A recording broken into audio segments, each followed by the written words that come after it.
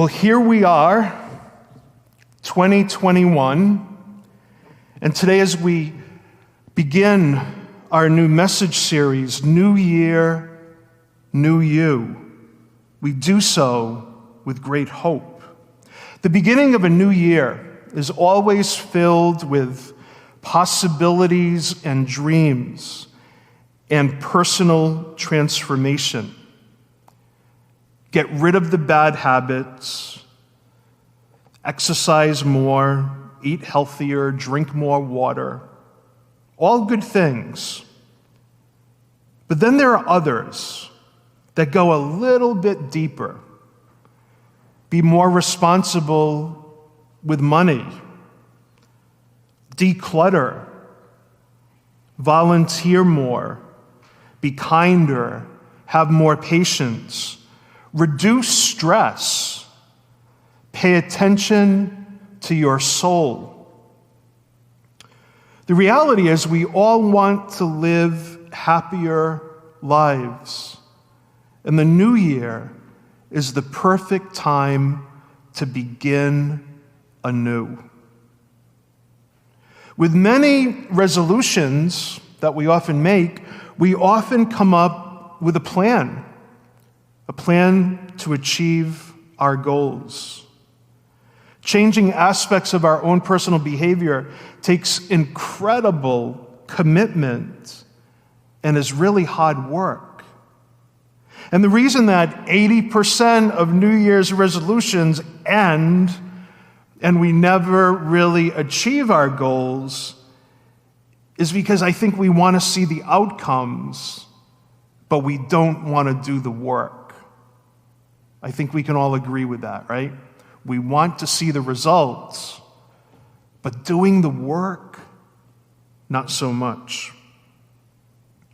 So here we are, the beginning of our message series, New Year, New You.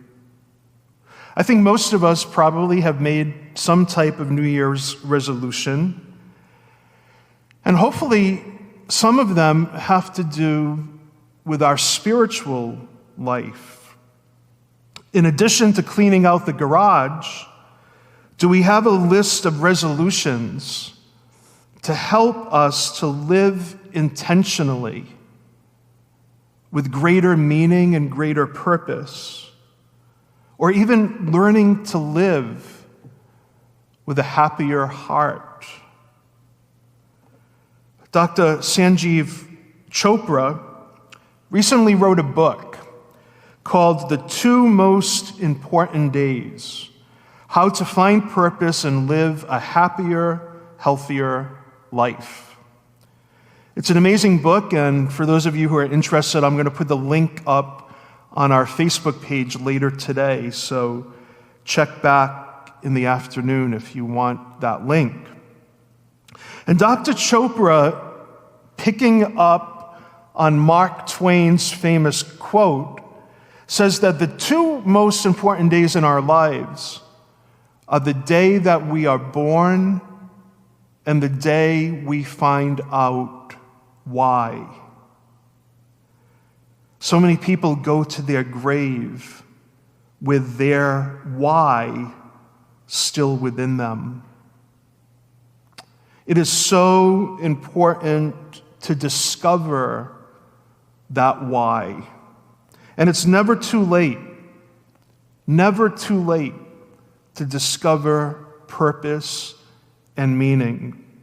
The purpose of life is to live a life of purpose. In finding our purpose, we find happiness. Dr. Chopra says that the search for human happiness and for purpose and meaning is hardwired within our DNA. So it's all something that we search for. So as we begin our message series, New Year, New You, I think this is the first step for most of us to rediscover or to discover for the first time renewed purpose renewed meaning, and renewed joy in our daily living. So something that we can all do as a first step this week is to take some time to really think about where you most desire change in your life. Where do you need change? Where do you need renewal? So we invite you during this coming week, and we really mean this, we really want you to do this, to take some time to go to your spiritual place, wherever that is, a quiet room, walking on the beach, one of the Dartmouth trails, or just somewhere quiet, freed from all distractions in your home, and to ask some real questions. Has the fire within me died? Has something disappeared? Have I grown numb? Don't worry about writing those down. We'll put those questions on our Facebook page during the day today as well. But just to spend some time with those questions, right? What is it within us that has died? What has disappeared? And what has grown numb? There's so much that can lead to our feeling numb. Loneliness, abuse, regret, shame, fear, stress, hurt, trauma, a childhood experience. And what do? We often take all of that and we suppress it, and we leave so much undone.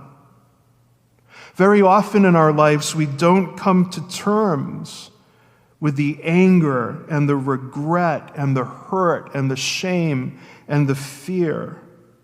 And we suppress our human wounds. They become suppressed and buried. And when we do that, we begin to grow numb. Our human hearts are always in need of healing. Brené Brown says, shame, blame, disrespect, betrayal, and the withholding of affection damage the roots from which love grows. Love, she says, can only survive these injuries if they are acknowledged and healed. So healing is so important to creating a new you. And that's why sometimes people ask, why does a church have a counseling center? We have a counseling center called The Bridge because so often we suppress and bury what is within us, and all of it can lead to not embracing a joy-filled life. So if you're in need of any type of emotional or spiritual or psychological healing in your life, and if you have stuff in your life that you've never, ever worked through, we encourage you to visit our website, thebridgedartmouth.org, and our team will be happy to help you to begin that process. The reality of our Christian faith is that it's never too late to enter into the fullness of life. No matter what we go through in life, we are all on this journey together. New beginnings, new possibilities are always possible. A new experience of life is always waiting to unfold. And our connection to God and God's connection to us gives us incredible strength to open new doors. Cultivating a new spirituality, a new enthusiasm for life, coming to see God at work in our lives in a new way, or maybe even for the first time. All of that is the catalyst to renewal and to experiencing new life. And over these next 4 weeks, we hope that you'll continue to join us. Our message series will hopefully help to cultivate all of that. 2020 has been a year to remember, to say the very least. Many people are in need of a new beginning. Many people are in need of renewal. So many folks are feeling burned out and emotionally exhausted and stuck. In dealing with our pandemic, there is so much chronic stress that you might not even realize you're going through because of COVID-19. And for parents, our young parents out there in the community, there is such a thing as parental burnout. When school needs to happen at home, and when parenting becomes so challenging and overwhelming. One of the things that we're hoping to create here at St. Peter's is some type of support group in the next month or so for moms and possibly even for dads who may want to participate. We know women come to support groups much more faithfully, but we need to encourage our dads as well.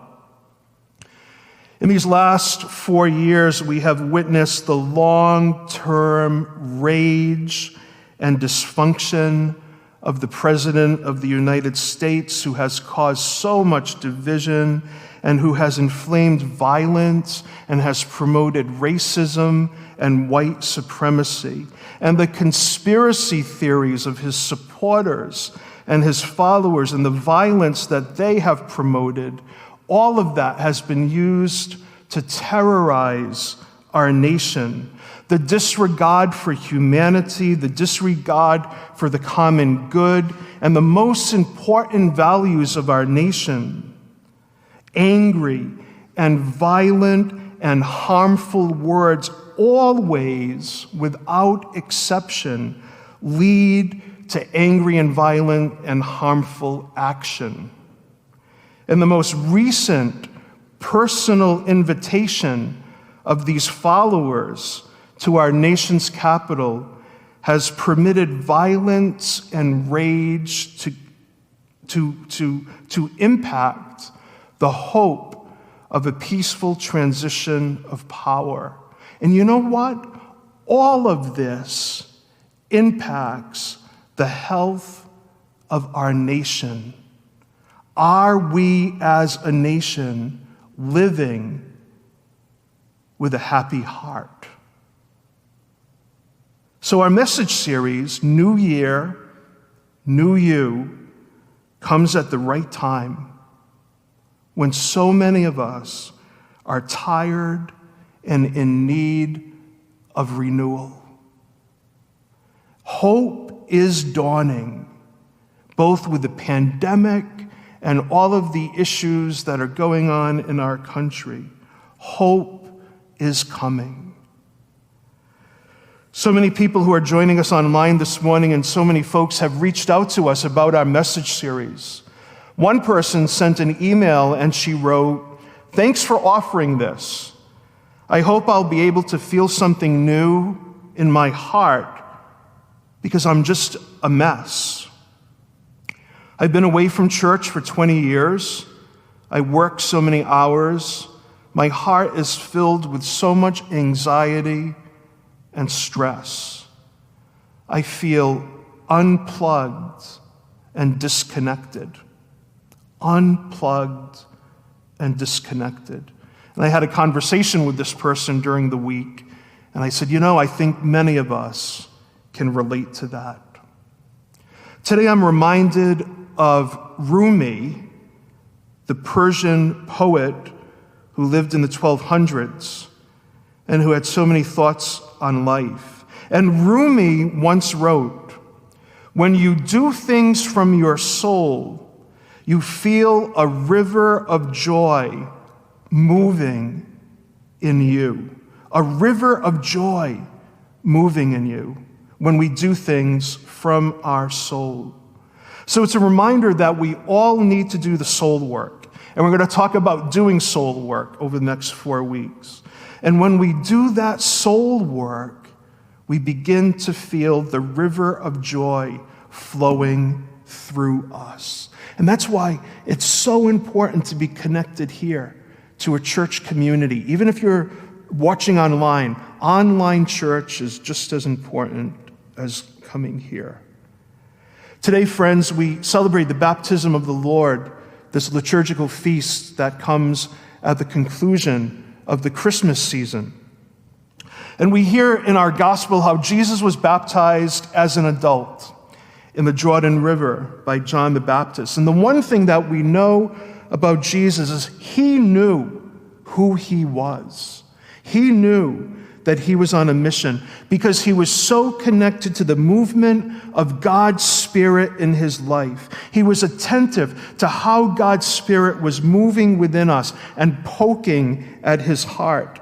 And for Jesus, this baptism was the moment of his empowering. In the waters of baptism, Jesus receives the Holy Spirit, the Spirit of God's love, the Spirit of God's life. And he knew himself to be God's beloved child. He heard God speaking to him. You are my beloved. My power, my energy, my spirit lives within you.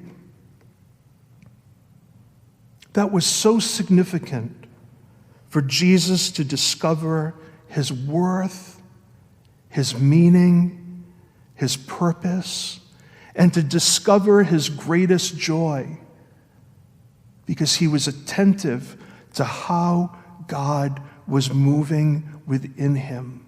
And we can only do that if we take the time every day, not once a week, not once a month, but every day, allowing God's heart and our heart to beat as one. So if you're joining us today, and we had many, many people reach out to us who said, we're joining you for the first time. If you're joining us today, and if you are seeking a new you in this new year, here's something to hold on to. Renewal in our relationship with Christ will be the foundation for every other change that you want to make in your life. Renewal in our relationship with Christ will be the foundation of all other changes. And today, as we celebrate Eucharist together, the first step of renewal and the first step to joy is just like Jesus at his baptism, is recognizing yourself as loved by God.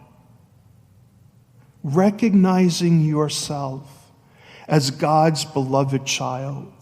And to block out all those other voices that have told you otherwise throughout your life. All those other voices that have told you that you are not enough. You are God's beloved child. Regardless of your life story, regardless of your self-image, regardless of what you think about yourself, regardless of your sexual orientation, your marriage situation, how many divorces you've been through, regardless of your gender identity, you are God's beloved. And this is a message that the church needs to reclaim. Churches have taken that message away from so many people. And today, as we celebrate Eucharist, we want you to hear that. As we take bread and as we take wine, and we hear the words, "This is broken for you." Not, "This is broken for the perfect. This is broken for everyone who has their life together." This is given for you, as you are, where you are, because you are loved by God. And the first step to a new you, the first step to discovering new life in Christ, is listening to those words today, listening to God speaking to your heart. You are my beloved child. My power and my spirit and my whole sense of energy is within you. All of that gives you strength.